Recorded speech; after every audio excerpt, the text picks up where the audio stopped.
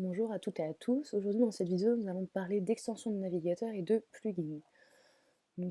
Sur Pix, je suis tombée sur cette question. En essayant d'accéder à cette page web, l'écran suivant s'affiche. Que peut-on dire de cette situation? Donc tout d'abord, je vais vous expliquer un peu ce que c'est une extension de navigateur et un plugin. Et nous allons ensuite répondre à la question et je vais vous donner des explications sur les réponses qui ne sont pas possibles. Donc qu'est-ce qu'un plugin? Un plugin, c'est un module supplémentaire à un logiciel qui est déjà existant et il va lui apporter une amélioration, une personnalisation qui ne peut fonctionner qu'avec ce logiciel-ci.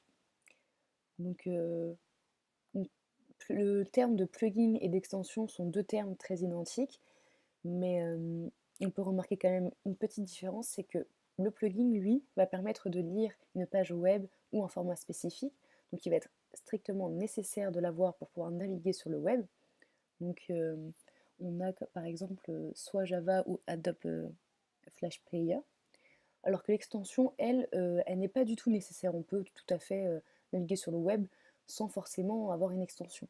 C'est vraiment une fonctionnalité qui est en plus, comme par exemple les bloqueurs de pub.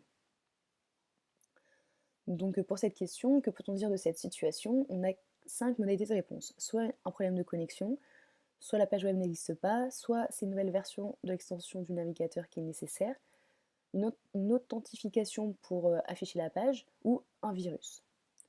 Donc tout d'abord, ça ne peut pas être la première réponse, car s'il n'y avait pas de connexion Internet, la page ne se serait pas chargée, et on voit bien ici que la page arrive quand même à se charger, c'est juste qu'on ne peut pas la voir dans toute sa totalité. Ça ne peut pas être la deuxième non plus, car si une page web n'existe pas, on peut avoir un message avec marqué erreur 404.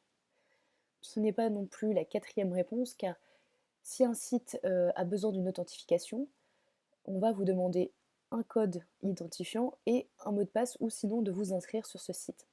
Et ce n'est pas non plus un virus, sinon la page web nous aurait prévenu ou même votre ordinateur.